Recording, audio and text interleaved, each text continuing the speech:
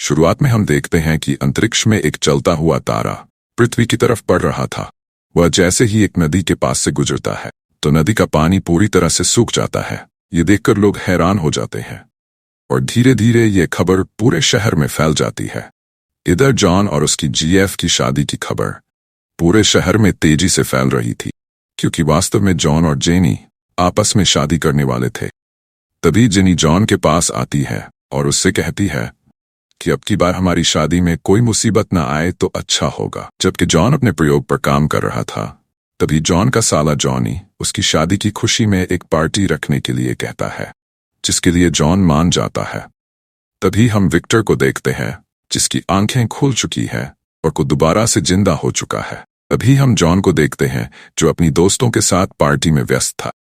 इधर जेनी के पास पुलिस अधिकारी पहुंच जाते हैं और उससे जॉन का पता पूछने लगते हैं। जेनी जॉन के पास जैसे ही पहुंचती है तो देखती है कि जॉन दूसरी लड़कियों के साथ मजे में व्यस्त था, जहां से पुलिस वाले अकेले में बात करने के लिए बुलाते। तभी जॉन को वे उस तारे के सारे फोटो दिखाते हैं और उसका बनाया हुआ गड्ढा भी दिखाते हैं, जो पूरी तरह से बहुत अजीब दिख रहा था। लेकिन जॉन उनकी मदद करने से मना कर देता है, क्योंकि वो बताता है कि अगले हफ्ते उसकी साथ शादी है, इसलिए वह उनकी मदद नहीं कर सकता। ये सुनकर सारे पुलिस वाले वहां से चले जाते हैं, जहां जॉनी एक पुलिस वाली पर लाइन मार रहा था। जॉन की फैसले से जेनी बहुत खुश थी, क्योंकि अगले हफ्ते उनकी शादी जो थी। तभी हम फिर से विक्टर को देखते हैं, जो पूरी तरह से जिंदा हो चुका है।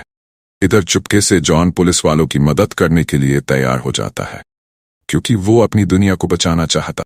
लेकिन इस बात का पता जॉनी और वेन लग जाता है, लेकिन वह जेनी से ये बात छुपाते हैं। अगले दिन को उनकी शादी की तैयारी होने लगती और सभी लोग उनकी शादी में आने लगते।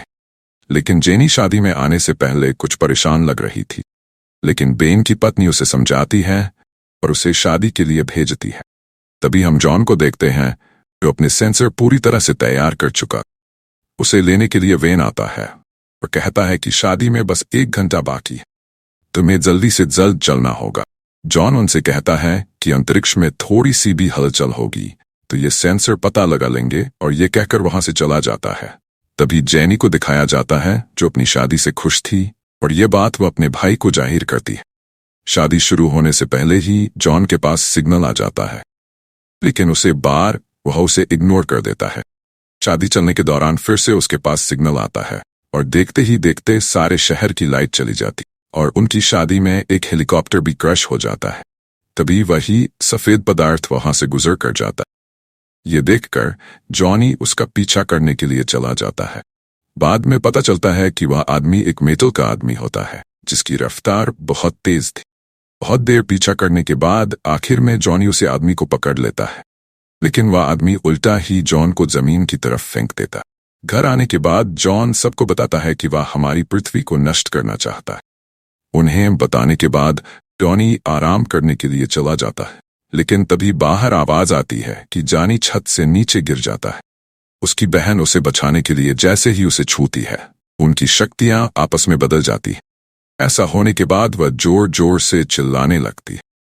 जॉन ये देखकर पूरी तरह से हैरान रह जाता है और वह जॉनी की जांच करने लगता।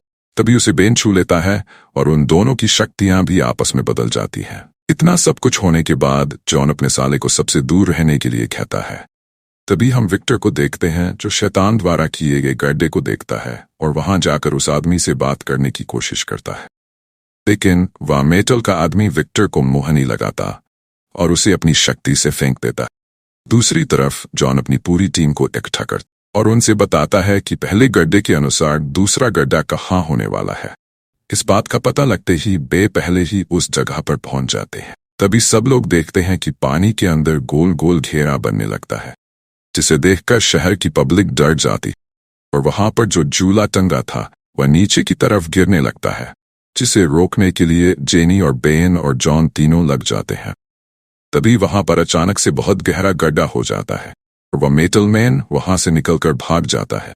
जॉनी उसके पीछा करने की कोशिश करता है, लेकिन वह झूले में अटक जाता है और उनका सारा प्लान खराब हो जाता है, जहां जॉन दोबारा से उस झूले को ठीक करता है। लेकिन तभी भी उस गड्ढे को देखते हैं, जहां नदी का पूरा पानी सूख चुका था। अगले सीन में पुलिस ऑफिसर विक्टर को जॉन की टीम से मिलाता है। जॉन की टीम पहले से ही उसे जानती थी और वह उसके साथ काम करने से मना करती है, लेकिन तभी ऑफिसर बताता है कि विक्टर के पास कुछ ऐसा है जो उसे मेटल मैन को हरा सकता है।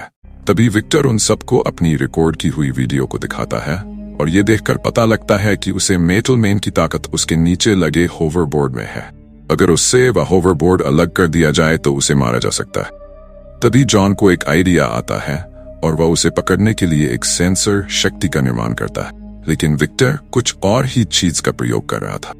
तभी जॉनी की मुलाकात दोबारा से उसे पुलिस वाली से होती है, लेकिन वह उसे पसंद नहीं करती थी। अगले सीन में जनरल जॉन से कहता है कि तुम्हारी टीम किसी काम की नहीं है, इसलिए वह तुम्हारी मदद के बिना ही उसे मेटल मैन को पकड़ लेंगे। लेकिन जॉन को इस बात का बुरा नहीं लगता है, बल्कि वह अपनी कोशिश पर लगातार काम करता है। अगले सीन में गड्ढे होने वाली जगह पर पहले से ही जॉन अपनी टीम के साथ वहां पहुंच जाता है, जहां पुलिस फोर्स अपनी कुछ बंदूकें और तोपें लेकर आई थी। भेद से ही अपने सेंसर को चालू कर रहे थे, तभी बेन के पास एक भालू आता है, लेकिन बेन उसके सामने चिल्लाता है, जिससे वह वहां से भाग जाता है। तभी अचानक जेनी के पास वह मेटल मैन आ जाता है। जेनी पूछती है कि तुम हमारी दुनिया को क्यों खत्म करना चाहते। वो जेनी को कुछ बता पाता, इससे पहले पुलिस वाले उसे पर फायर कर देते। वह आदमी जेनी को उनकी मिसाइल से बचाता है और उनकी सारी आतिशबाजी और असले में आग लगा देता है। लेकिन इस दौरान जॉन के सारे सेंसर चालू हो जाते हैं, इस कारण वह मेटल मैन अपने होवरबोर्ड से अलग होकर जंगल में गिर जाता है। इसके बाद सभी पुलिस वाले उस आदमी को पकड़ कर ले जाते हैं। उसे पकड़ने के बाद एक कमरे में उसे कैद कर लेते हैं और उसकी जांच करना शुरू करते हैं कि आखिर उसके अंदर है क्या। लेकिन इस बीच वहां का जनरल फैंटास्टिक फोर के चारों लोगों को हां आने से मना कर देता है और उन्हें एक कमरे में बंद कर दिया जाता है। लेकिन वे चारों जानना चाहते थे कि आखिर में के साथ क्या करेंगे, इसीलिए उनमें से जेनी गायब होती है और चुपके से उसी कमरे में पहुंच जाती है। वहां जाकर बहुत से पूछती है कि आखिर तुम हमारी दुनिया को क्यों खत्म करना चाहते हो। तभी वह बताता है कि मैं मजबूरी में ये कर रहा हूं। यह सुनकर जेनी उस आदमी की मदद करने का वादा कर। तभी विक्टर जनरल के पास आता है और उसे अपना वादा पूरा करने के लिए कहता है। जनरल वेक्टर को उसी कमरे में ले जाता है जहां पर उसका होवरबोर्ड रखा था। होवरबोर्ड को देखते ही विक्टर जनरल को मार देता है और वहां से होवरबोर्ड को लेकर उड़ जाता है। फैंटास्टिक फोर की टीम वहां जाकर देखते हैं तो उसे पता चल जाता है कि विक्टर ने जनरल को मार दिया है और होवरबोर्ड को वहां से लेकर उड़ गया है। वे चारों उस मेटल मैन को वहां से छुड़ाते हैं और अपने साथ ले लेते हैं। इसके बाद जॉन अपना यान विक्टर का पीछा करने के लिए बुला लेता है। उस यान को देखते ही जानी विक्टर को शाबाशी देता है। आज तक उसने इतनी खूबसूरत चीज नहीं देखी। वे सब उस यान की सहायता से विक्टर का पीछा करने लगते हैं। जैसे ही बच्चे विक्टर के पास पहुंचते हैं तो विक्टर उनके यान को तबाह करने की कोशिश करता है, इसीलिए अपने यान को अलग अलग कर लेते हैं और एक मौके पर आकर वे विक्टर को चारों तरफ से घेर लेते हैं। लेकिन विक्टर के पास बहुत ज्यादा शक्ति आ चुकी थी, इसीलिए वह उन तीनों को शहर की तरफ फेंक देता है, जिससे वह क्रश हो जाते हैं। इसके बाद विक्टर जेनी के पास आता है और उसके शरीर में एक रॉड घुसा देता है, जिससे जेनी नीचे गिर जाती है और आखिरी सांस लेने लगती है।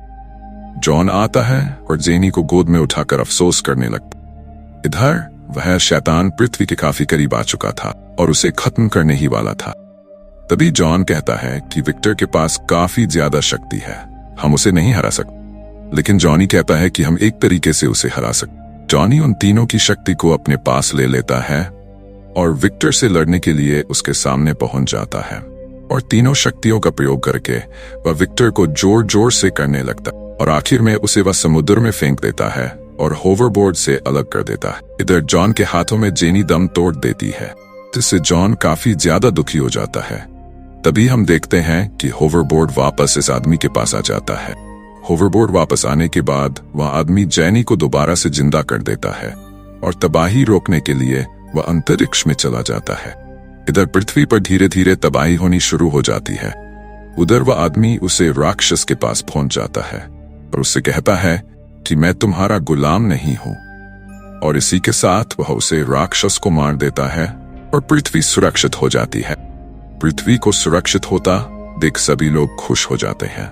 और ये सब होने के बाद जॉन और जेनी की शादी बड़े धूमधाम से होने लगती है और जॉनी से वह पुलिस वाली लड़की भी बच जाती है।